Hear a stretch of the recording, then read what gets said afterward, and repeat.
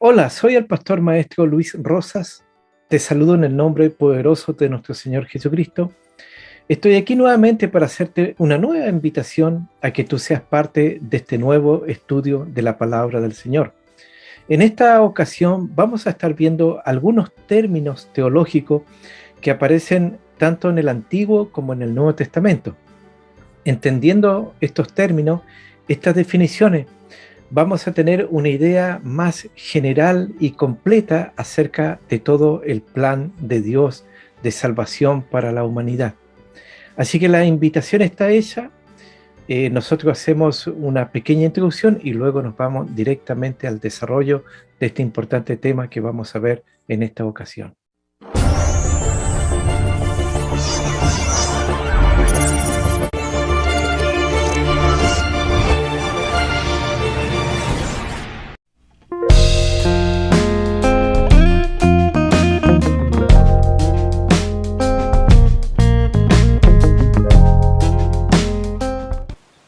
Muy bien, damos inicio en el nombre poderoso de nuestro Señor Jesucristo a este nuevo tema de estudio de la palabra del Señor. Como dijimos en el inicio, en esta ocasión vamos a estar estudiando los términos teológicos que están en la Biblia, tanto en el Antiguo Testamento como en el Nuevo Testamento. Los términos que vamos a estar estudiando en esta ocasión son promesa, juramento, pacto y testamento. Para este estudio nosotros nos vamos a basar en la epístola a los Gálatas en el capítulo 3, desde el verso 6 al verso 9. Gálatas capítulo 3, desde el verso 6 hasta el verso 9. Y les vamos a dar lectura en el nombre de nuestro Señor Jesucristo. Dice así la palabra. Así Abraham creyó a Dios y le fue contado por justicia. Sabed, por tanto, que los que son de fe, estos son hijos de Abraham. Y la Escritura, previendo que Dios había de justificar por la fe a los gentiles, dio de antemano la buena nueva a Abraham, diciendo, en ti serán benditas todas las naciones. De modo que los que de la fe son bendecidos con el creyente Abraham. Entonces, si nosotros vamos a movernos con Dios, tenemos que saber sobre qué principio Dios opera, conocer esos principios. Cuando leemos la Biblia, la Escritura, la palabra de Dios, nos encontramos con muchos términos teológicos, como adopción, redención, herencia, abogado, propiciación, juramento, expiación, justificación, adopción, condenación, juez, fiador, mediador, testador, pacto. Entonces, muchos son los términos que nos encontramos ahí. Y nosotros tenemos que saber que la Biblia es un documento legal. Por eso la Biblia tiene un testamento antiguo y un testamento nuevo. Entonces, testamento también es una palabra legal. Es decir, que tenemos un Dios legal, pero no un Dios legalista. Entonces, todo lo que Dios hará en tu vida y en mi vida, en los próximos días, los próximos años, estará basado en sus leyes eternas. Dios ató el universo a leyes, a principios que Él mismo estableció. Dios se ha movido en relación con el hombre por más de 6.000 años, bajo ciertas modalidades legales. Y ahora en este estudio, nosotros vamos a ver esta forma de cómo Dios se ha relacionado con el hombre. Y también vamos a aprender cómo Dios se moverá en tu vida y en mi vida en los próximos días, en los próximos años. Yo no sé hasta aquí cuántos saben que la cruz es un asunto de legalidad.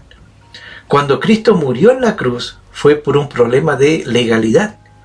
Cristo murió para satisfacer una necesidad de justicia del Padre. La fe es conocer la legalidad de Dios. Cuando tú conoces la legalidad de Dios, entonces tú recibes fe. Si tú ignoras esta legalidad, tú tienes un Dios romántico, un Dios sentimental, pero Dios es legal. Y ante la pregunta, ¿sabes por qué Cristo murió en la cruz? Bueno, la respuesta es que Él murió por un asunto de legalidad, para satisfacer la legalidad, en la justicia del Padre. El Padre quería perdonar a los hombres, pero no podía, porque había una deuda de pecado. Entonces el Hijo, nuestro Señor Jesucristo, murió para satisfacer una necesidad de justicia del Padre. Y cuando la necesidad de justicia del Padre, en su legalidad, quedó satisfecha, entonces Él nos puede perdonarte a ti y a mí. ¿Cuántos se alegran por eso? ¿Cuántos pueden decir amén a eso? El primer término que vamos a ver en este estudio que estamos haciendo de la palabra del Señor es el término promesa. Diga conmigo, promesa. En Gálatas capítulo 3 verso 8 dice: y la Escritura, previendo que Dios había de justificar por la fe a los gentiles, dio de antemano la buena nueva a Abraham, diciendo: en ti serán benditas todas las naciones.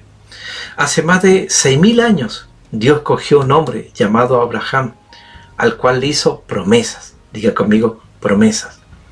En medio de la idolatría universal, Dios se manifestó a Abraham, llamándole a una vida de fe, a una vida de separación, a una vida de santificación. Lo tomó de la ciudad de Ur de los Caldeos, que hoy es el país de Irak, ahí en Babilonia. Y de esta tierra Dios tomó a este hombre llamado Abraham, y Dios lo sacó de esa tierra llena de idolatría, llena de demonios, y le hizo una promesa. Así que diga conmigo, promesa. Entonces, las promesas personales hechas a Abraham son muy interesantes. Abraham sería famoso, sería reverenciado, sería conocido no por su propia virtud, sino por el favor de Dios. Porque fue Dios el que le dijo: te bendeciré y engrandeceré tu nombre. Entonces Abraham tenía la responsabilidad de ser un cauce, de ser un medio de bendición para otro, porque Dios le dijo: serás. Es decir, él debía ser un medio de bendición. Entonces Dios nos bendice para que seamos instrumentos de bendición en sus manos.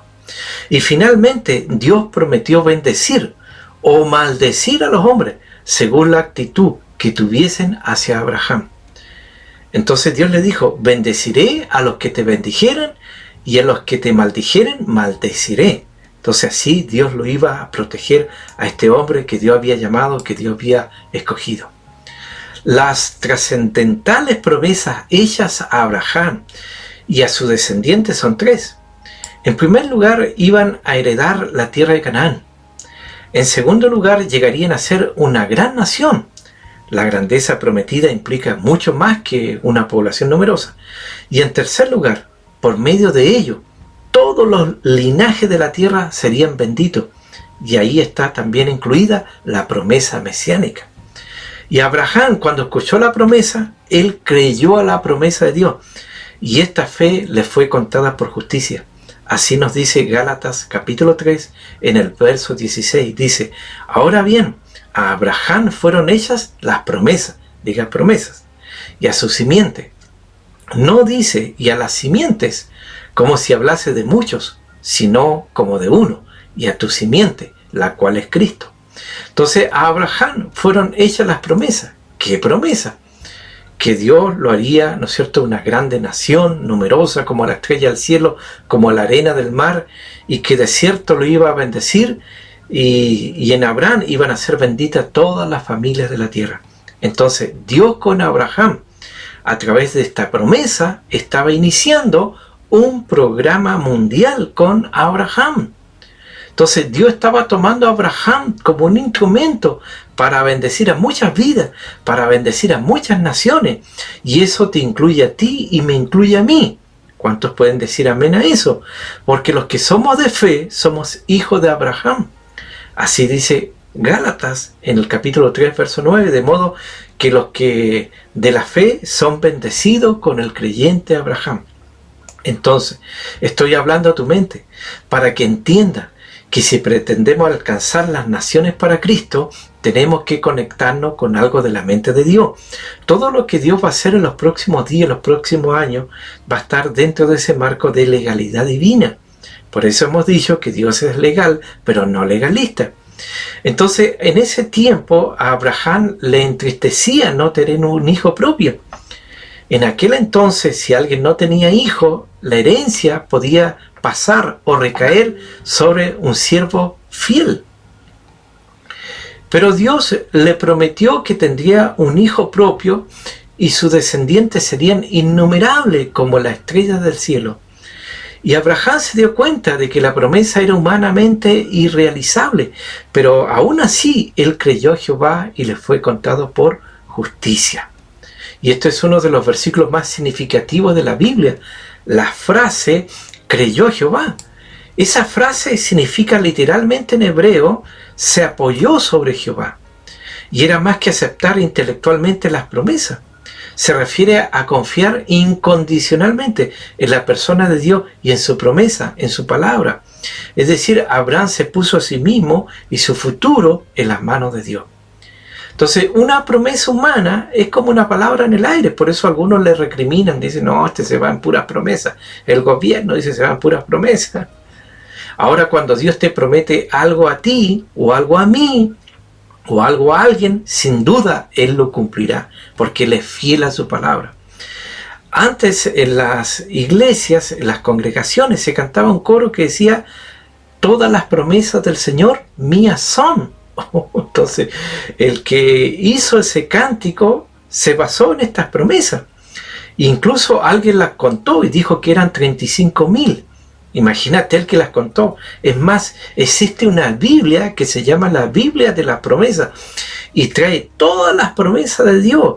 Y cada ciertos versículos las destaca poniéndolo con un color sobresaliente para que ahí la persona que lo lee o tiene esa Biblia distinga que ahí hay una de las promesas de Dios. Entonces, cuando Dios hace una promesa, no es de extrañar por qué nos cuesta creerla. Porque después de todo, si la mayoría de las personas nunca cumple sus promesas, ahí le viene la duda al ser humano por qué lo haría Dios. Pero me encanta ver la forma en que David dice en el Salmo 138, en el verso 2, cuando él dice, me postraré hacia tu santo templo y alabaré tu nombre por tu misericordia y tu fidelidad, porque has engrandecido tu nombre y tu palabra sobre todas las cosas. Entonces Dios no tiene nada que ganar con engañarnos, pero nosotros tenemos todo que perder si no confiamos en Él, porque Él es misericordioso y fiel a sus promesas. Bueno, por el tiempo no podemos ver las 35.000 promesas, sino que vamos a ver al menos unas 3, pero existen muchas.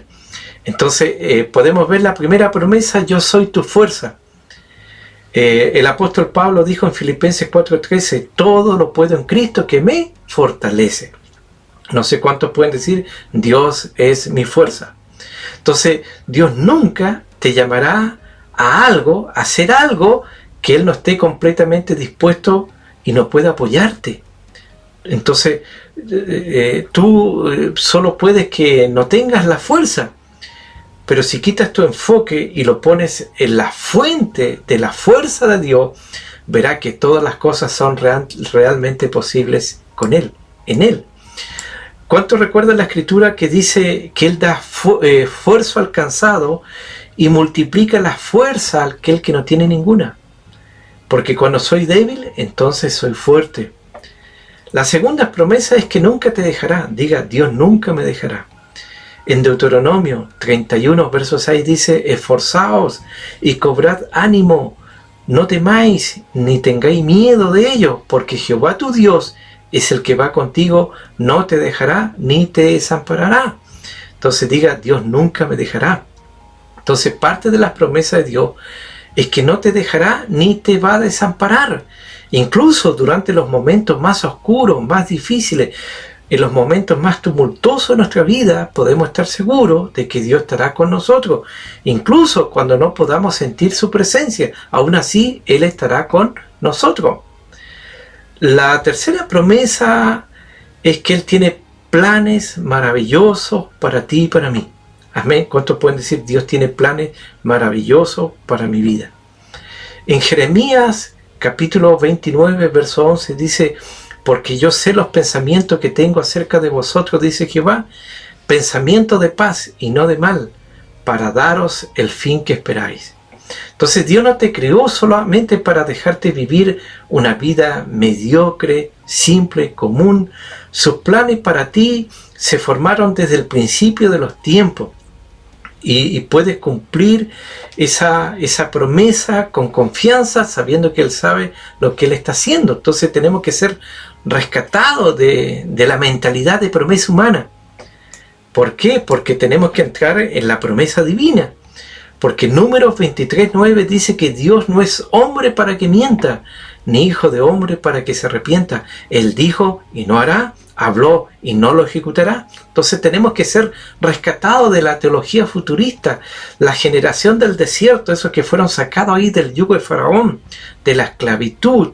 En el desierto cantaban que algún día cruzarían el Jordán y que tomarían la tierra prometida.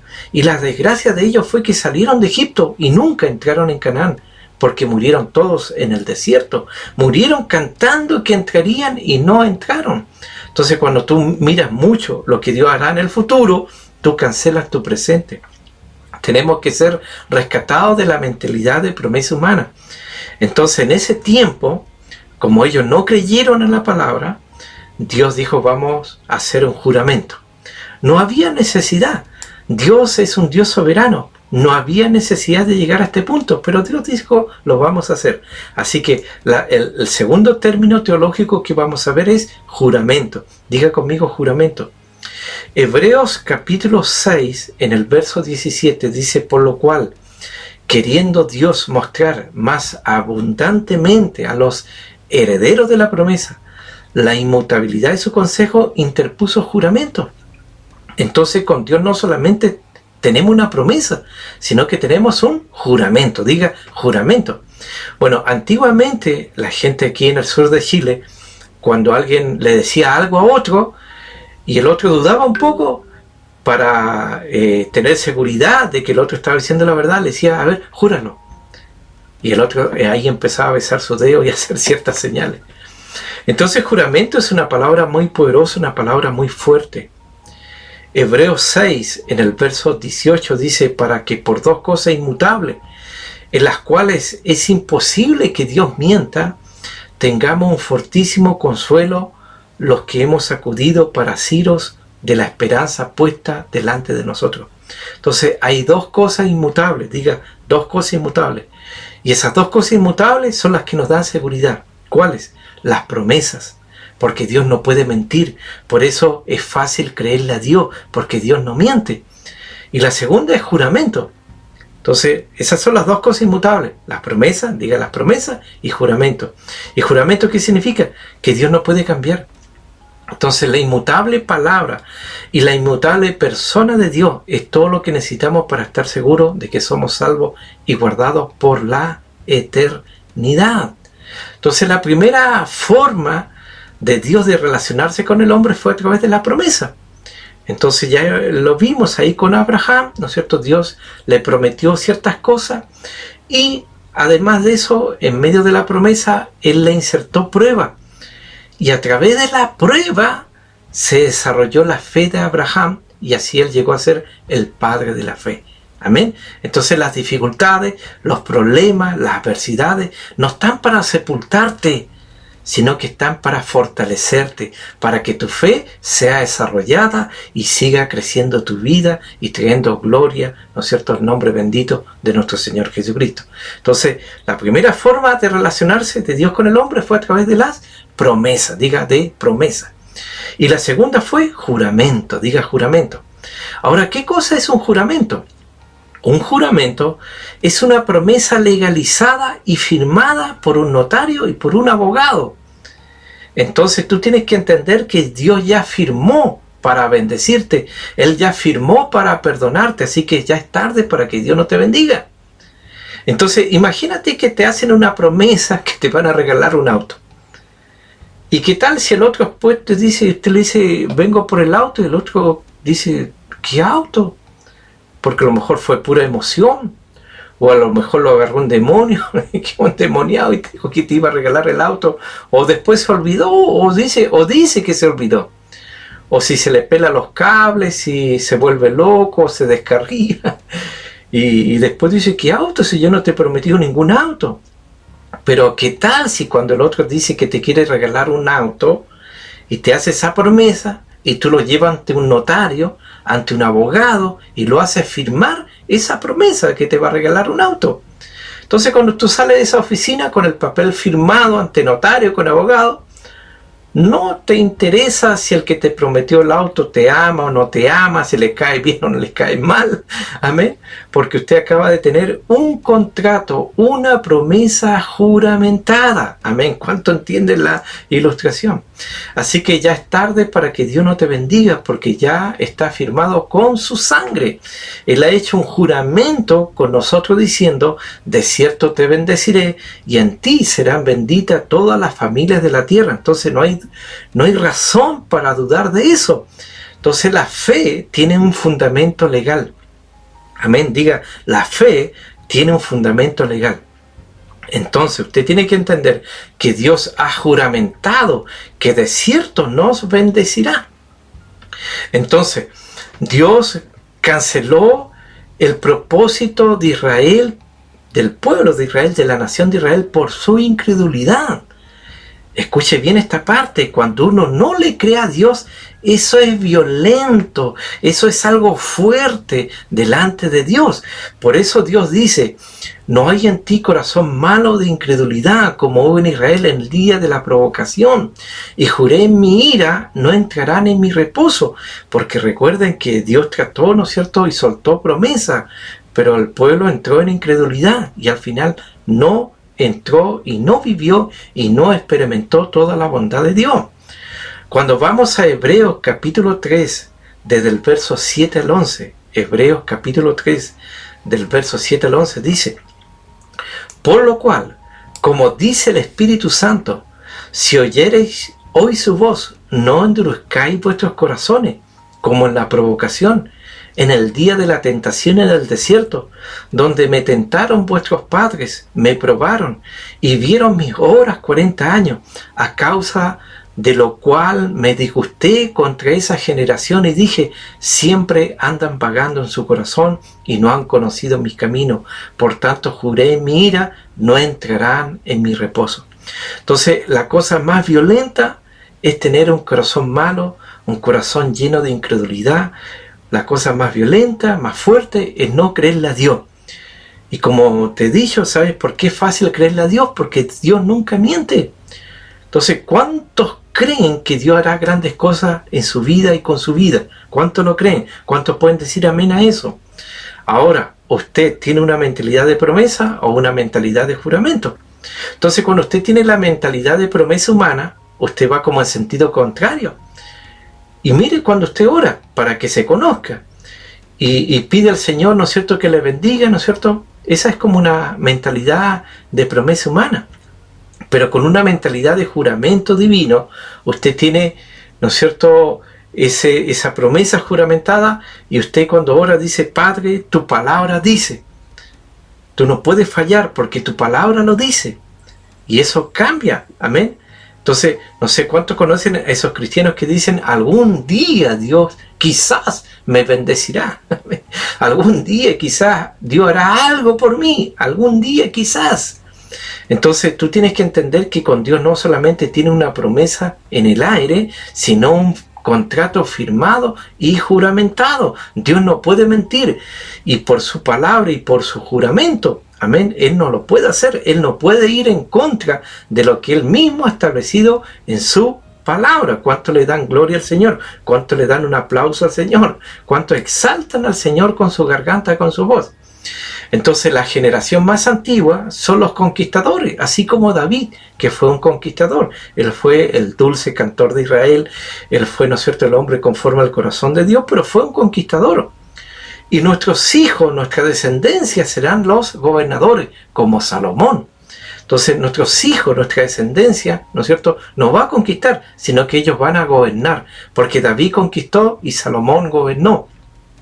Así que hoy yo te bendigo, no solamente a ti, sino a los que vienen detrás de ti, aquellos que están en tus lomos, a tus hijos, a tus nietos, a tus bisnietos. Amén. A tu genealogía la bendigo en el nombre del Señor. Y vas a vivir para ver la gloria del Señor y para ver que somos la generación que va a escribir la nueva historia. Porque Dios ha juramentado que de cierto te bendecirá y en ti serán benditas todas las familias de la tierra. Así que cambie la cara. Amén. Cambie la cara de limón, la cara larga. Este es un tiempo para alegrarse. La risa, la alegría es la mayor expresión de fe. Y eso se vivió, ¿no es cierto?, en la experiencia que tuvo Abraham y Sara, ¿no es cierto?, porque cuando fue soltada la palabra, ¿no es cierto?, sobre Sara, ella se rió, le preguntaron, le dijeron, ¿tú te reíste? Y ella dijo, no me reí, pero realmente ella se rió de lo que Dios le habló, porque no estaba creyendo. Pero a pesar de su incredulidad, a pesar de que ella dudó, a pesar que ella se rió, después vio el fruto de esa palabra cuando nació Isaac, porque Isaac significa risa. Así que ella se rió de Dios en una primera oportunidad y después se rió con Dios cuando nació Isaac. Amén. Así que a cambiar la cara de limón. Amén. Así que créelo. Amén. Que tú eres un hombre, que tú eres una mujer de destino. Amén. Y que estás para grandes cosas, amén, en medio, ¿no es cierto?, de este mundo. La tercera palabra teológica que vamos a ver es la palabra pacto. Diga pacto. En Hebreos 8:6 dice, pero ahora tanto mejor ministerio es el suyo, cuanto es mediador de un mejor pacto. Diga pacto.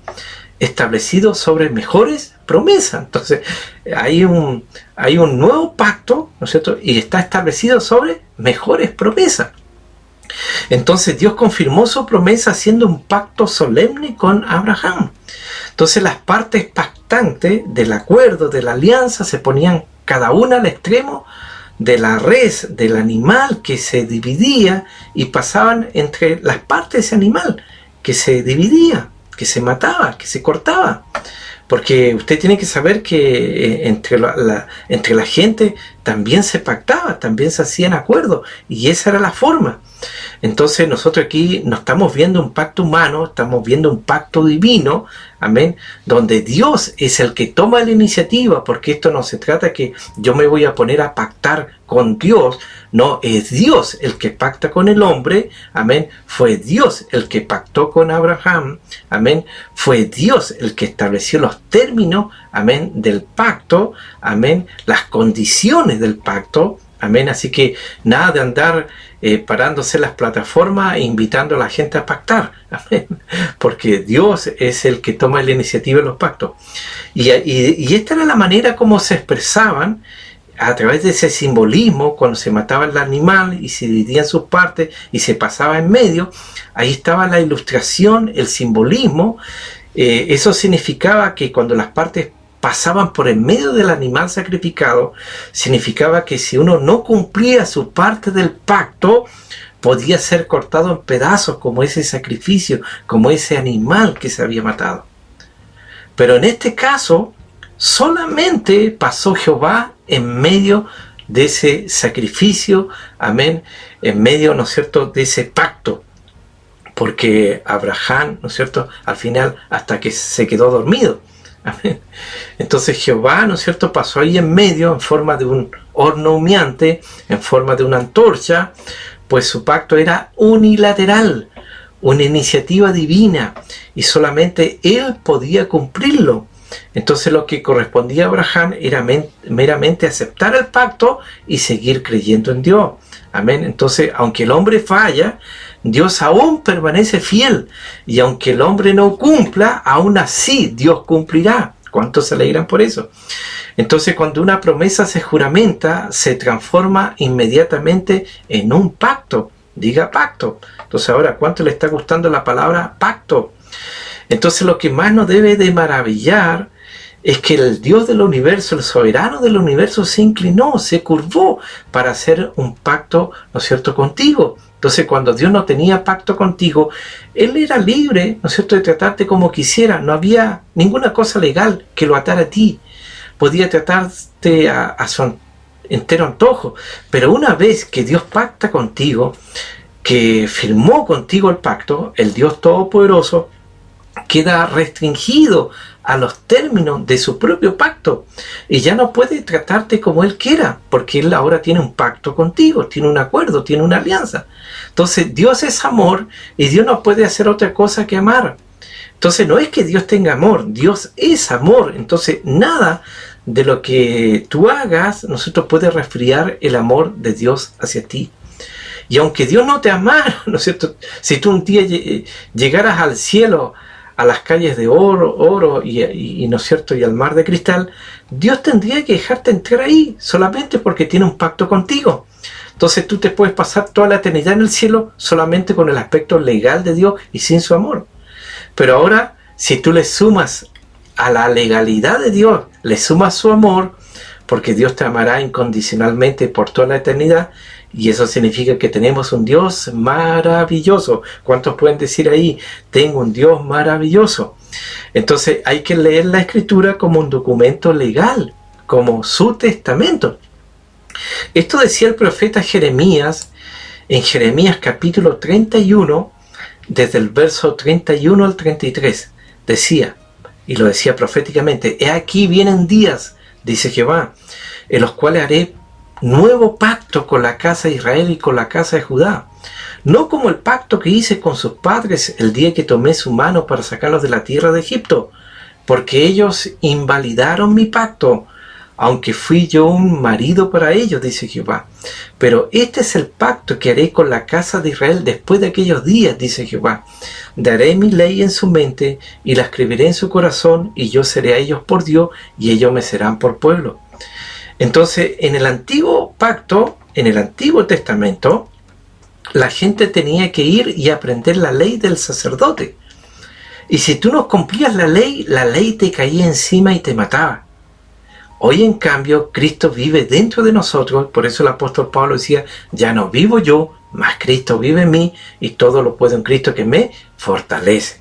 Entonces, cuando usted recibió a Cristo, Él vino a vivir, Él vino a morar dentro de ti, dentro de tu vida. Entonces tú estás atado a la habilidad de Dios. Tú puedes hacer, ¿no es cierto?, muchas cosas que antes no podías hacer.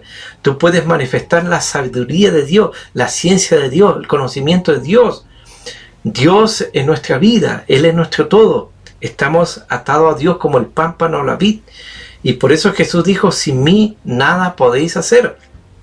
Por eso diga fuertemente conmigo: soy templo del Espíritu Santo y tengo a Cristo viviendo dentro mío. Entonces tú tienes que entender que Dios va a levantar una generación sobrenatural, hombres llenos del poder de Dios, hombres y mujeres ungidos a través del Espíritu Santo, hombres y mujeres que van a levantar muertos, que van a levantar a los caídos, hombres y mujeres que van a cambiar la historia, que van a tener autoridad sobre los demonios, sobre los hombres fuertes en las ciudades, hombres y mujeres que van a detener todas las fuerzas del infierno. Y hoy día comienza a manifestarse toda esa sabiduría de Dios sobre la tierra, sobre el mundo. Pablo en Romanos 8:19 decía: porque el anhelo ardiente de la creación es el aguardar la manifestación de los hijos de Dios. La buena noticia es que ya ha comenzado esa manifestación gloriosa de los hijos de Dios. El diablo está en problema. El cuerpo de Cristo ha comenzado a moverse y será como la generación de Josué, que cruzará el río, que pasará a través de las murallas y verá las murallas venirse abajo, entrará en los hogares y será como un ejército por todo el mundo, por todas las naciones. Entonces usted no puede andar con la actitud de los hombros escondidos. Usted es un hijo, una hija de Dios. Usted tiene la potestad de ser llamado hijo, hija de Dios. Usted es un hijo, hija engendrado por Dios. Usted es un canal de bendición del Señor. Usted es un instrumento en las manos de Dios. Por eso el apóstol Pablo, en Efesios capítulo 4, él nos dice lo siguiente en el verso 10 y 11: el que descendió es el mismo que también subió por encima de todos los cielos para llenarlo todo. Y él constituyó a unos apóstoles, a otros profetas, a otros evangelistas, a otros pastores y maestros. Entonces, en los próximos años, en los próximos días, usted va a ser muy peligroso para el enemigo, para el diablo. Usted va a tener que, no sé, ponerse un cartel que diga peligro alto voltaje. Amén. Porque la unción de Dios, la unción poderosa de Dios, fluirá a través de usted. Así que diga fuertemente conmigo, no solo tengo una promesa, también tengo un juramento y un pacto. Diga, soy una generación de pacto. Entonces da a veces moleste casi llegar a escuchar a algunos decir y orar, aquí está tu hijo pecador, soy hierba nada más, soy barro, soy basura. Amén. Ojalá que dentro de lo que están escuchando no digan, están hablando de mí, parece. Entonces hay una frase que se dice con frecuencia, Dios no comparte su gloria con nadie. Se usa mucho en algunas predicaciones, pero no se está totalmente lo correcto. Porque si tú lees atentamente la Escritura, en el Antiguo Testamento se está hablando de los ídolos. Pero en el Nuevo Testamento, en Juan 17, 22, dice, la gloria que me diste, yo le he dado para que sean uno, así como nosotros somos uno. Y el profeta Isaías, en Isaías capítulo 60, verso 2, dice, porque he aquí que tinieblas cubrirá la tierra, y oscuridad las naciones, mas sobre ti amanecerá Jehová, y sobre ti será vista su gloria. Es decir, nosotros los pentecostales somos los que más usamos la palabra gloria, porque hicimos demos gloria, demos tres glorias, demos más gloria. Entonces lo usamos mucho, pero si nos preguntaran ¿y qué cosa es? Bueno, ahí habría silencio y no se sabría qué decir. Pero la gloria es el kavod en el Antiguo Testamento. La gloria es el doxa en el Nuevo Testamento, tanto en hebreo como en griego, kavod y doxa. Entonces, la gloria, el kavod y la doxa es el peso. Amén.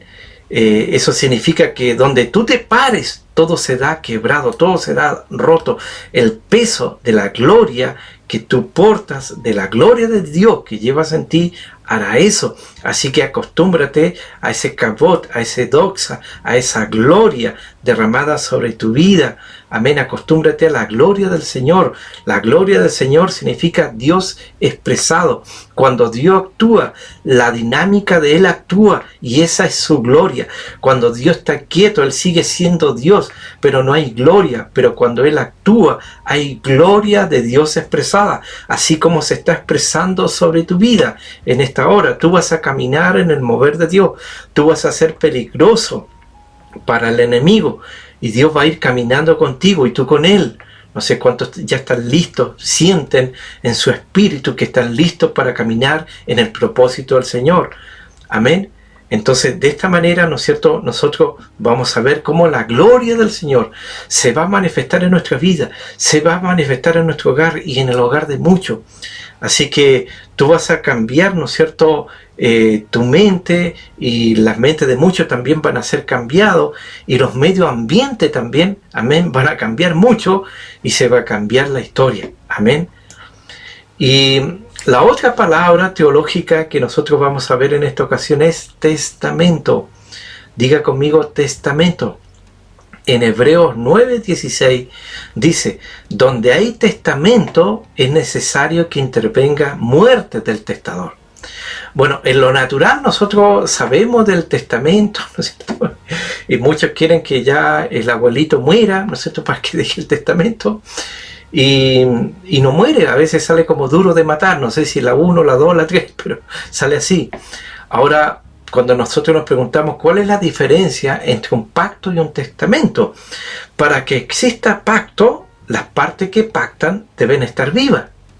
Hoy día esa palabra se puede usar en convenio, no sé, en los sindicatos, en el trabajo. Dice, ahora vamos a firmar un nuevo convenio que va a ser mejores para los trabajadores y vamos a luchar para eliminar cierta ley que no era contraria. Entonces, todos van por, ¿no es cierto?, el nuevo convenio, el nuevo acuerdo, el nuevo pacto. Entonces, para que exista pacto, las partes que pactan tienen que estar vivas. Para que haya testamento, alguien debe de morir. Amén. Entonces usted sabe, siempre que alguien muere, deja algo. Amén. Por ejemplo, si usted muriera ahora, ¿qué dejaría? Su ropa, su cama, no sé, sus libros, amén, sus cosas. Amén. Y mientras más rico el que muere, más grande lo que deja, más cosas deja. Usted tiene que saber que hace más de 2000 años atrás murió el dueño del universo, aquel que dijo: mía es la tierra y su plenitud y los que en él habitan. Amén. Entonces hace más de 2000 años murió el dueño del mundo, el dueño del universo, el testador. En Hebreos 9, por eso dice que es necesario que haya muerte para que se active el testamento. Entonces, esta es la diferencia entre testamento y pacto. ¿Por qué murió Jesús? Porque Él es el dueño de todo. Entonces, hay una herencia. Entonces, usted no puede pactar con alguien que ya murió. Pero el testamento requiere que el testador muera. Entonces, la palabra testamento significa la última palabra del finado, la última voluntad. Hay algunas familias que cuando se muere el abuelito, que tenía la casa, las propiedades, se arma la pelea. Algunos ya tienen gastado el dinero antes que muera el abuelito. Y se pelea la familia, los hermanos y el tío con el sobrino, no sé, entre todo. Amén. Vemos aquí en Hebreos 9:15 dice: así que por eso es mediador de un nuevo pacto, un nuevo pacto, para que interviniendo muerte para la remisión de las transgresiones que había en el primer pacto, los llamados reciban la promesa de la herencia eterna. Amén. Diga herencia. Herencia eterna. Ponga cara de herencia. Ponga cara de heredero. Amén. Todo es vuestro. Todas las herencias del dueño del universo han sido dadas a nosotros. Son legalmente los legados para nosotros. Usted necesita ser rescatado de esa mentalidad de promesa humana, de ser llevado a la mentalidad de testamento abierto. Cuando Jesús murió el testador, el que hizo el testamento, el que deja la herencia. Cuando Él resucitó, dice el libro de Hebreos, esta epístola a los Hebreos, dice que Él lo hizo como mediador.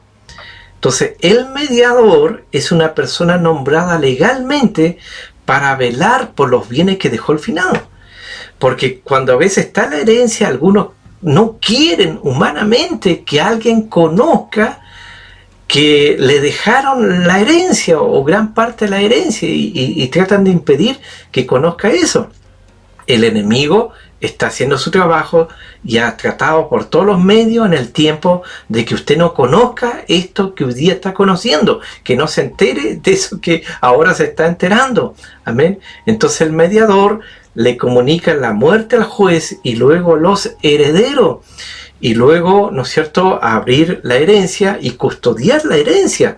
Entonces cuando Jesús murió lo hizo como testador y al resucitar lo hizo como mediador. Entonces, al morir, Él le mostró al Padre su sacrificio que hizo con su propia sangre. En el aposento alto les dijo a los discípulos: esta es la copa del nuevo pacto, del nuevo acuerdo, de la nueva alianza. Entonces, Él comunicó al juez del universo que Él había muerto y comunicó a los herederos que hoy la herencia se ha abierto. ¿Cuántos glorifican al Señor por eso? Nosotros no tenemos una promesa, ni siquiera un juramento, ni siquiera un pacto, sino un testamento abierto. Tenemos un legado y notificado, ratificado por el Dios, el juez. Y hoy tenemos que entrar por fe para tomar toda la herencia que Dios nos ha dado, porque nos pertenecen. Así que diga fuertemente conmigo: no tengo una promesa, no tengo un juramento, lo que tengo es un testamento abierto. Entonces descubrirás las riquezas de tu herencia, porque el testamento ya fue abierto. Entonces hoy Dios, ¿no es cierto?, me manda a decirte que Jesús murió y la herencia se activó, por eso recibe esta palabra. Y luego dice que no fue solamente testador y mediador, sino que además fue fiador. Entonces, en los próximos minutos, las próximas horas, los próximos días, usted va a recibir una revelación tan grande que va a cambiar totalmente tu vida para siempre. La palabra fiador significa extremidad, sí, como el brazo o la pierna. Lo que el Señor está diciendo: yo soy el fiador, yo mismo soy la fianza. Lo único que te garantiza a ti que la herencia va a ser tuya es que estamos unidos a Dios. Y Dios va a activar eso en ti, porque esté en el estado caído, es muy difícil que tome la herencia. Amén. Pero ahora dice el Señor: yo lo haré por ti. Es como que tú te levantes en la mañana y tú dices a tus pies: ¿cómo voy a confiar en ustedes que me van a trasladar de un lugar a otro? y que los pies te digan, sabes que no tenemos otra posibilidad, estamos pegados a ti, es lo único, ¿no es cierto?, con el Señor, ¿no es cierto?, es como lo que nos está enseñando acerca de la fe, ¿no es cierto?, la fe no opera en el vacío, hay una base legal, o sea, no hay razón para dudar, amén. Para dudar se necesita tener un corazón malo, lleno de incredulidad. Por eso el Señor le dice a los hebreos, no se halla en ti corazón malo de incredulidad. Y después que Jesús murió, resucitó, ¿no es cierto?, dejó la herencia. O sea, hay que ser muy malo para dudar. Y por eso, para ya ir tratando de concluir, en Gálatas 4:1, ahí nos dice, ¿por qué a veces no fluimos en esa herencia? Porque en Gálatas 4:1 dice, pero también digo, entre tanto que el heredero es niño, en nada difiere del esclavo, aunque es señor de todo. Entonces, nosotros vemos que el heredero, ¿no es cierto?, es dueño de una tremenda fortuna, pero no hay ninguna diferencia con alguien que esté perdido en el alcohol, perdido en la droga, porque el heredero es niño, o sea, su inmadurez. Entonces, la historia nos decía de Aristóteles Onassis, que fue uno de los hombres más ricos del mundo, un magnate, que se casó con la viuda de Kennedy, que tuvo una hija llamada Cristina, que murió como a los 40 años, y esta mujer dejó una niña como de 3 años, que era la única heredera de este magnate, de este multimillonario llamado Onassis. Y la niña era la más adinerada del mundo, dueña de islas, pozos petroleros, tremendos edificios, rascacielos, ahí en las principales ciudades del mundo, una fortuna incalculable en los bancos de Suiza, en otras partes del mundo. El único problema es que no podía disponer de esa fortuna porque era una niña. Y a esta niña, bueno, como en el año 2002, le dieron una pequeña parte de la herencia, unos $500 millones. Así que diga, ese soy yo, ponga cara de dueño, eres dueño del universo y mire cómo está. Entonces tú manifiestas a veces lo que eres con lo que hablas, porque todo el día anda hablando, todo está mal, que hace mucho calor, que este día nublado, que estos pájaros que me vienen a cantar aquí al lado de la ventana en la mañana, entonces todo está mal. Y si estuviera el gobierno anterior estaríamos mejor, y si estuviera el otro, ¿no es cierto?, estaríamos mejor. Pero todo está malo el gobierno, está malo el tiempo, está malo todo. Entonces, si tú hablas de esa forma, si tú actúas de esa forma, por eso no hay diferencia entre tú y el esclavo, aunque eres dueño de todo. Por eso Pablo en Romanos 8:17 decía, y si hijos, también herederos de Dios, y coherederos con Cristo, si es que padecemos juntamente con Él, para que juntamente con Él seamos glorificados. Y Gálatas capítulo 4, verso 6, dice, por cuanto sois hijos, Dios envió a vuestros corazones el Espíritu de su Hijo, el cual clama, Abba, Padre. Entonces, Dios nos ha dado el Espíritu de su Hijo. Él nos ha dado el Espíritu de adopción, con el cual podemos clamar, Abba, Padre. Entonces el Espíritu Santo te fue dado para llevarte a la adopción. La adopción en Oriente, esa que aparece en la Biblia, no es la misma del Occidente, no es la misma actual. Acá actualmente cuando alguien, ¿no es cierto?, no tiene hijo, va a un lugar y adopta a un niño, a una niña y le da su apellido. Pero en el Oriente, en la Biblia, la palabra adopción es el iutotesia. Y era una ceremonia donde se invitaba a los ancianos del pueblo y en donde el padre declaraba a su hijo mayor de edad y le ponía el anillo en el dedo. A los 30 años se hacía una fiesta, se mataba el becerro gordo y lo declaraba mayor de edad. Y a partir de ese momento el hijo tenía todos los derechos legales del padre, podía disponer de las riquezas, de toda la herencia. Y esto fue lo que hizo el Padre con Jesús en la orilla del Jordán. Allí el Padre lo declaró. Amén. Entonces, no sabemos que Jesús haya hecho milagros antes de su bautismo. Pero cuando el Padre lo declara mayor de edad, cuando lo adopta, lo pone a disposición de toda la herencia que comenzó con el ministerio glorioso y maravilloso de nuestro Señor Jesucristo. Por eso Él resucitaba a los muertos, por eso los demonios se le sujetaban, por eso los demonios salían de los cuerpos, de las vidas, por eso paraba la tormenta le obedecía, el mar le obedecía, la lluvia le obedecía, el mar le obedecía, alimentaba a las multitudes. Viene un derramamiento del Espíritu Santo donde tú vas a ser llevado a la mayoría de edad. Dejarás de ser niño o niña.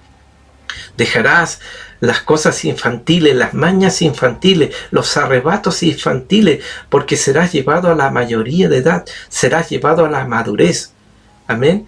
Porque si usted un día está alegre, el otro día está enojado, usted es un niño, usted es una niña. Usted tiene que ser sacado de ese infantilismo emocional. Por eso usted tiene que madurar, usted tiene que crecer. Por eso usted tiene que anhelar entrar en la adultez. Así que no sé cuántos de ustedes pueden decir, me cansé del infantilismo, me cansé de los juegos, así que salude hoy día a su mayoría de edad, denle la bienvenida, deje que el Espíritu Santo trabaje en tu corazón, trabaje en tu mente, trabaje en tu personalidad, trabaje en tu carácter. Usted tiene que hoy día ser procesado por Dios, usted tiene que ser discipulado para ser discipulador, usted tiene que ser disciplinado como soldado, porque ha llegado el tiempo de la madurez. El Evangelio tiene como propósito formar a Cristo en ti, formar a Cristo en mí, y esto es lo extraordinario. Tomemos el ejemplo de una mujer embarazada con un bebé, que dentro de ella, ¿no es cierto?, se está formando. Ahora, ¿cuál es el proceso? Mientras más se forma el bebé, más se transforma ella. Los primeros meses nadie nota su embarazo, pero al 9º mes todos lo van a notar, porque ha sido completamente transformada. En este caso su cuerpo. Del mismo modo nosotros, cuando nos convertimos, tenemos que contarle a todo el mundo que ahora Cristo vive en nosotros, y después de un tiempo de formación todo el mundo lo va a notar, tus familiares lo van a notar, tus amigos en el trabajo, tus conocidos, tus vecinos van a decir, hay algo distinto en ti, ¿qué te pasó? ¿Qué te sucedió? ¿Qué te hicieron? Y usted va a testificar que Cristo en su vida, a través de su Espíritu Santo y su palabra, ha transformado su vida, porque el que está en Cristo, nueva criatura es. Las cosas viejas pasaron, todas son hechas nuevas. Así que alábalo, glorifica al Señor. Dios te va a levantar poderosamente, Dios te va a ungir poderosamente. Amén, porque hoy día Dios se ha revelado tu vida, ha iluminado tu vida. Amén. Así que le damos gracias, le tributamos honra y gloria por permitirnos, ¿no es cierto?, conocer más de su palabra y de su persona y de su glorioso Espíritu Santo y del proceso que Él mismo ha iniciado. Él es el que comienza algo y el que lo termina, porque el Espíritu Santo está decidido a llevarnos a la perfección, a ese encuentro con Cristo en las nubes, y eso será maravilloso y glorioso. Amén. Así que damos gracias al Señor. Amén. Muy bien, este ha sido el tema que hemos podido estudiar en esta oportunidad. Yo le doy gracias a ustedes por la atención brindada. Gracias por ser parte de este canal. También espero su ayuda, su colaboración, dándome un like, escribiendo algo para la gloria del Señor. También hablándole a tus amistades, a los hermanos, amigos, familiares, acerca de este canal, donde hay estudios bíblicos, predicaciones, temas que van a ser de edificación para muchas vidas. Bueno, en otra ocasión nos estaremos viendo, si Dios así lo quiere, y que seas muy bendecido. Amén.